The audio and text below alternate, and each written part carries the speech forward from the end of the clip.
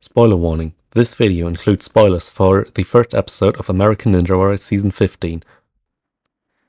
2009, that's when the first season of American Ninja Warrior happened, and here we are over a century later on the 15th season, which premiered on Monday, in case you're watching this in the future, Monday 15th of June, with our good old hosts Matt Eisman and Akbar Gabaji Bia Miller. I should probably leave the pronunciation of that name to someone else.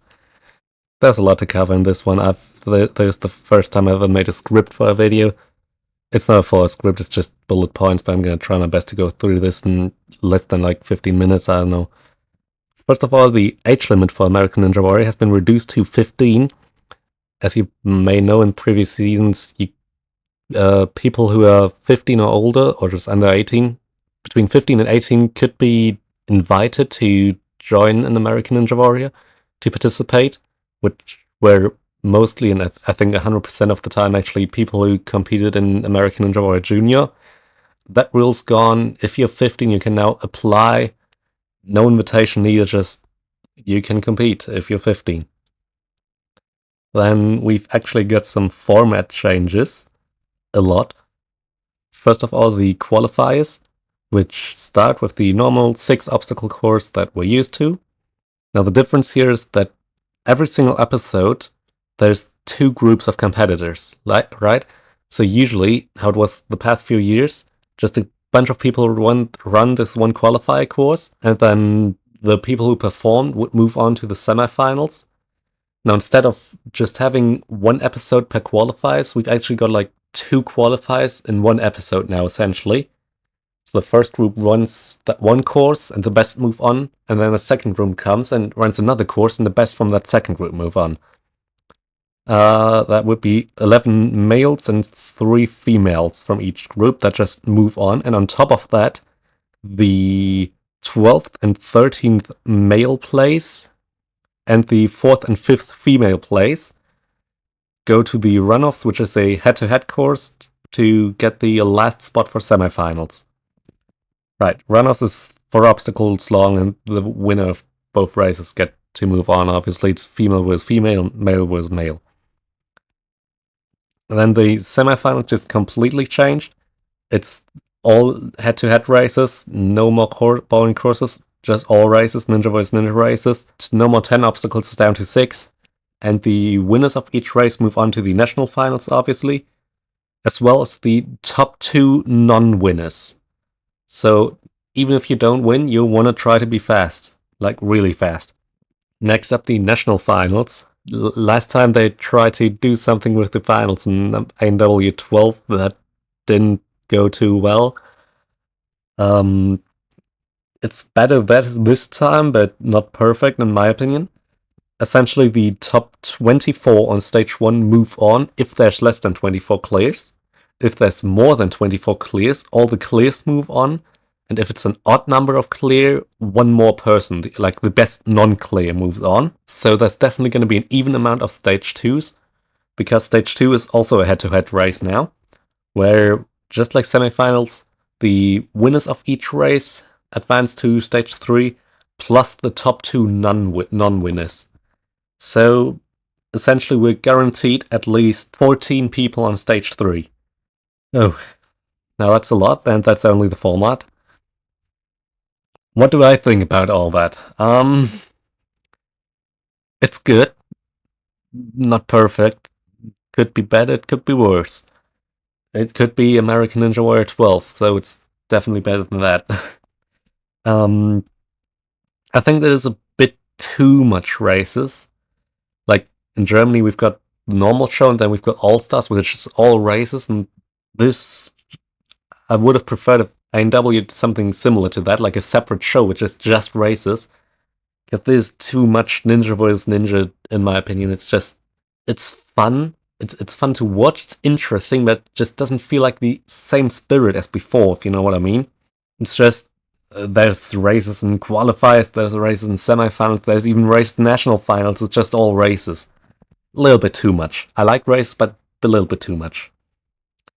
So what I would prefer is there's either just no runoffs in the qualifiers and only the semifinals are races, or the semifinals aren't races, not just normal courses, but therefore the runoffs and the qualifiers get just used more because it's only 2 runs per group, so that's 4 an episode on runoffs, which is like nothing. The finals. Changing something on the finals is certainly always something that's going to bring up controversy on the production side. I think this may be an unpopular opinion, but I think having head-to-head races on stage 2 is a great idea, just not the way they're doing it. I think it's not bad having races on stage 2, it's just bad if you have way too many people on stage 3. It's like, if there's fewer clears, just have fewer races. Just what I would do is remove the top 24 rule. We're guaranteed at least 14 people on stage 3, and to be honest, in my opinion, 14 should be like around the maximum you'd want on a stage 3, not the minimum. Obviously, more people on stage 3 drastically increase the chance of a stage 3 clear, and therefore a stage 4. It's somewhat obvious that they want a winner at this point, that they want someone to beat the final stage. It was obvious last time, it's even more obvious this time. Now into the obstacles in the first episode, because that's the only episode that aired so far. There's more obstacles, way more obstacles that have been revealed, and I'm only going through the first episode obstacles. Alright, we've got 2 different courses, as I said. There's 2 new obstacles that were on both courses. First of all, the very first obstacle, which is pole vault, which is essentially a trampoline into a pole. It drops over, and you have to climb it to reach the platform. It's an interesting concept. I think it's a little bit boring. It's like, it's not the best first obstacle, but it's also too easy for any other position. I think it would have been more fitting, actually, to have that on one of the race courses, but at the moment it's not. Not on the ones we've seen so far. So that's a negative to me. Then the next new obstacles we saw is the 4th obstacle on the course, which is Getaway, which is essentially inspired by like a bank heist. The idea is essentially you go into a wheel and you spin that, and then the platform drops and you keep spinning it, and the platform drops further, and then there's a ring with a diamond on top. The diamond is just a weight, that's it. And there's a box around, a glass box bound the ring, and dropping the platform with the wheel, aka spinning the wheel, lifts up the glass box so you can then grab the ring. And then it's just a skyhook, essentially, a skyhook jump.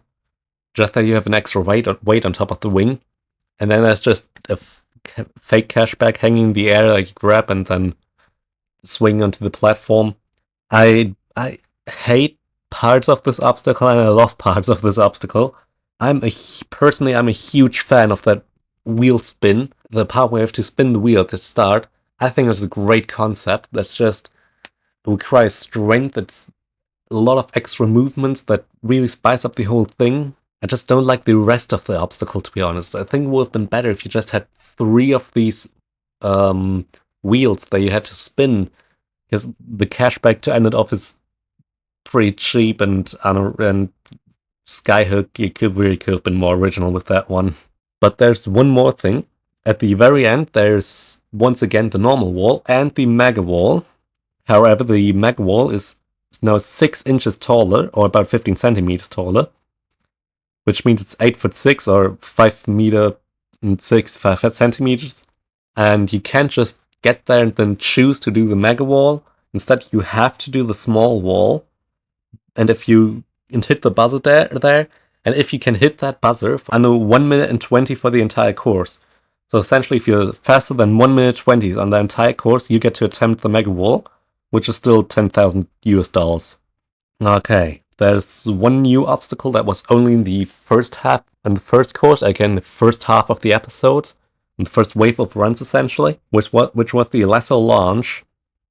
It's essentially, you've got like these hook thingies, and you've got a rope hanging over that, and you grab the rope, and you jump over to the next, and that spins around, and then you jump to the third one, that also spins, and you jump to the fourth and dismount. It's not creative. We've definitely seen very similar before, skyhooks for example. But I still think it's a great idea, because holding onto rope is just a lot more difficult than a ring.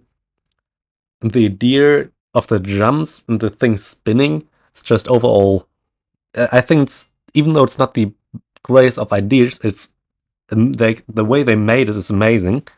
It's got just the right difficulties to throw out enough people, because you don't want every single run clearing. And the last obstacle before the wall's always been the hardest on the course, and they kept it like that, and I think that's great. And essentially, especially the jump to the third thing, a lot of people failed, because like the rope is hanging, you have to hold onto both sides at all times, or you're gonna slip off. So you have to do the second jump backwards. No matter what you do, you have to do backwards, and so many people failed that one. Then in the second half of the episode, in the second wave essentially, there's 2 more new obstacles. The first one is the second obstacle, Greased Lightning, which is somewhat boring, pretty generic, not that hard, but I think it's the good difficulty is good enough for a second obstacle. I don't remember exactly what it looks like. I'm just going to put an image right here. And the next one is the fifth obstacle. Yes, we've just had a new obstacle, Lesser Launch. In the same episode, they threw that away again and put a new one, Ring the Bells. It looks very boring and generic and unoriginal. At first, it's just 4 giant bells, and there's some bars under there that you have to hang on. But once you see competitors actually attempting it, you realize there's a lot more to it. Essentially, all these bells are swinging, and they're right next to each other. So if you swing them, they just continue hitting each other and giving each other more momentum. So they start swinging more and more, and the timing gets harder and harder the longer you hang on it. But you need more swing to make the transition. So overall, it looks easy and boring, but it's probably a very hard obstacle. I think it's fun to do, maybe not quite as much fun to watch. So in terms of watching, I prefer Lesser Launch. But I think Ring the Bells isn't a bad obstacle. It's pretty good, in fact. Alright, then we've got the runoffs. The runoffs consist of 4 obstacles. The first one is a new one, which is Home Run. It's boring and creative. It's essentially quintuple steps, but the steps are small and shaped like houses. It's not creative, it's not original, it's generic, and it's not that interesting. Runoffs finish as the last obstacle with Hopscotch, which I like actually. Gives the course like this little touch, like on the end it's just one more tough obstacle that's like hard to do, and that actually makes the course seem like it's somewhat of an achievement of clearing it, and not just this is easy, it's just about being fast, but you actually have to put effort into it.